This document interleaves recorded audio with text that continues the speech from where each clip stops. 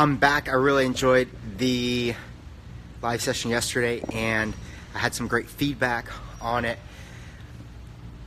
Really, my idea with these videos are to take in real time what we're doing in group on that day and teach you, inspire you. I believe from something I heard recently that really resonated with my purpose as a coach that's to inspire learning. It's to not only educate people, but to inspire the education, meaning I want that, hey, Mario makes me want to learn more, or he instructs it in a way that helps me understand. I am terrible. I was a terrible student for a really long time because it was hard for me to comprehend information, and I had to become a student of being a student. And when I learned how to be a good student, what I realized is I had to take really complex information and break it down into its parts. And over time, if I could simplify that information, build that information up, connect the dots, then I can, like very smart people do, is understand complex topics. It's how I went from dropping out of college to going back to college 5 years later, to getting a bachelor's degree from the University of Florida, to waiting 5 years to go back to school and get my master's degree. I did all that not because I'm smart, but because I became a student of being a student. Long story short, my goal with these sessions is to inspire learning. That with all the stuff that I talk about, this is unscripted. This is purely from the heart, coming from my mind, through my mouth into your soul. So what we are talking about today, with all that said, what I'm talking about today, one of the skills that we have is called a snatch balance. A snatch balance. I'll show it quickly so you understand it. Then what we can do is kind of go over the goal, the purpose, and some things I consider when doing an exercise and coaching the exercise. This is a snatch balance.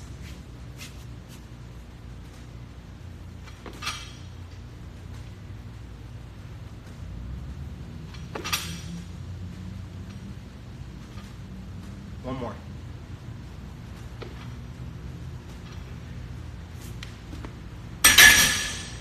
The joke in class when I demo that is I apologize for making that look easy, because it is not easy by any means, and it's something that you're just going to have to get a lot of practice with.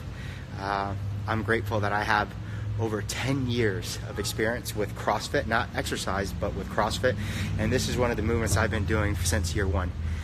There's some prerequisites here. One, we recognize that you have to be mobile enough to take that load overhead. For a lot of guys, unfortunately, even my age, they can't do that. They can't lock out that bar in a stable, strong position over the shoulder blades, also known as base of the neck. So we got to work on that. So for that individual, it might be just working through partial overhead squat, something like this.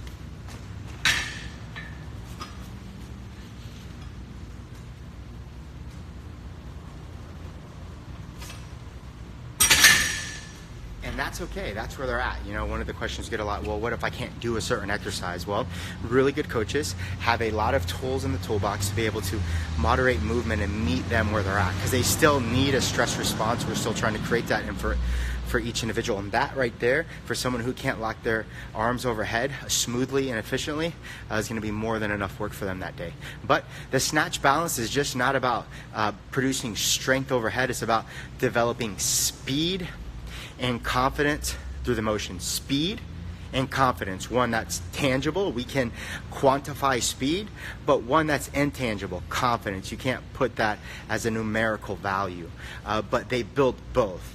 Speed is developed through the jump. One of the things we talk about a lot with a lot of Olympic lifting movements is we can fix a lot of issues by getting athletes to move with more oomph, some more speed, power, fire, whatever it is you use to get people lit, to get that bar moving fast, it will fix a lot of the issues that their brain is trying to overcompensate. We call that paralysis by analysis. They are thinking so much, they are literally making the movement worse because we are doing something that, believe it or not, is pretty natural. It's creating explosion through the body overhead. In this case, we actually believe the snatch balance is much easier than a regular snatch, because the regular snatch, you have all these other pulling exercises from the ground that we have to take it, get your big head out of the way, throw it overhead. This, we don't have to do anything. It's on the back. We can punch it straight up into a lockout position. So it is a smoother exercise to teach, unless you have terrible range of motion, going back to our first issue, and you can't sit that bar comfortably without pain. This is an issue. For some athletes, they have to work through some of that to make that feel easy. It's practice. How do I get better? I don't know. Keep putting the bar overhead. Keep practicing. Practice, practice, practice. So the speed is going through the jump. Now, I don't say this a lot to a lot of people because it's a really advanced concept, and I don't want to blow their minds from day one, but think about this.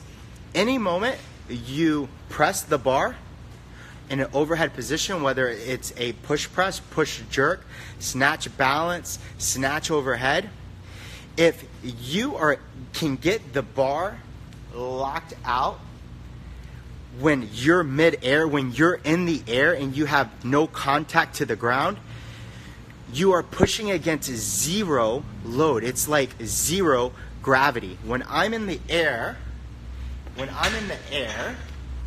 I'm going to try to lock out overhead, I'm pressing against zero weight. This right here is weightless.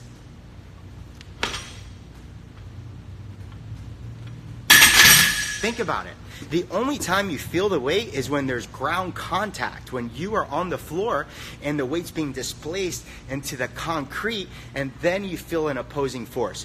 You do not feel an opposing force when you're mid-air. So it's why we ask for speed, because speed will contract muscles to get you in the air and to be able to get that. Now the timing is coming, knowing that the elbows have to be locked at the very worst moment on that snatch balance, when my feet hit the ground, because as I know, gravity is coming back down on me. The load of the bar and the weight is coming back down on me when I land.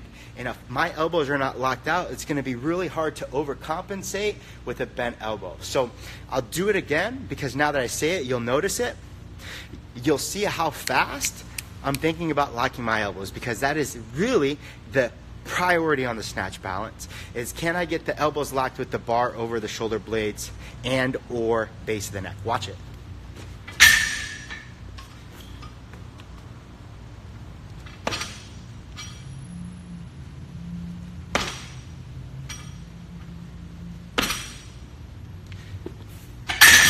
I did a couple versions, some partial, some squat, but no matter which one you saw, the elbows were locked at the very worst, the moment that my feet hit the ground, because I'm ready to take on the load. In my mind, I'm saying, get that locked out to get a greater chance. Why?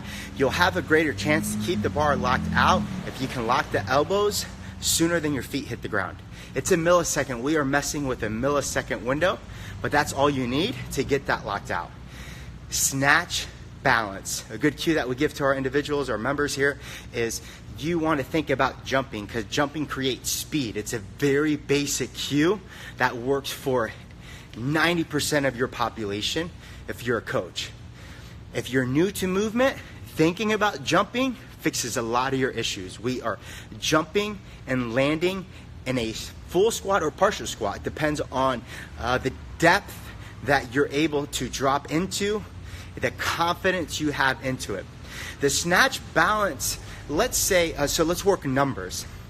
They believe at its maximal capacity, you should be able to snatch balance 105 to 110% of your regular snatch, or of your regular snatch weight. So for example, it's super math, right? I'm not a good student. 100 pounds. If I can snatch 100 pounds, I should be able to snatch balance 105 to 110 pounds, more weight. Why? Because of the ease of accessibility on the back, the speed and straight path of the barbell that the snatch balance provides. Now let's get to some really solid weight. Now, if you snatch 200 pounds, the snatch balance should provide 210 to 220 pounds, because that's why we do this exercise, is to build confidence knowing, shit, I'm hitting 210, 220 on the snatch balance. Why can't I get my snatch up a little bit more, right? Because ultimately that's what all these movements are for. All these derivatives of Ollie lifts are for the Ollie lifts. The two main Ollie lifts are the clean and jerk and the snatch. This is a derivative of the snatch. I call this a progression for the back end of the snatch. The front end of the snatch are movements that help with the pull. This helps for the squatting motion, what I do after the bar gets overhead. Snatch balance work, it's phenomenal. One of my favorite exercises when done well. You can see it from a mile away when it's done beautifully, and you can see how terrible this thing looks from a mile away when it's done bad. So get that work in, keep practicing. Practice makes perfect. And yeah, man, I enjoy doing these guys. I'll do one tomorrow. Hope you're having a great day. We'll talk soon.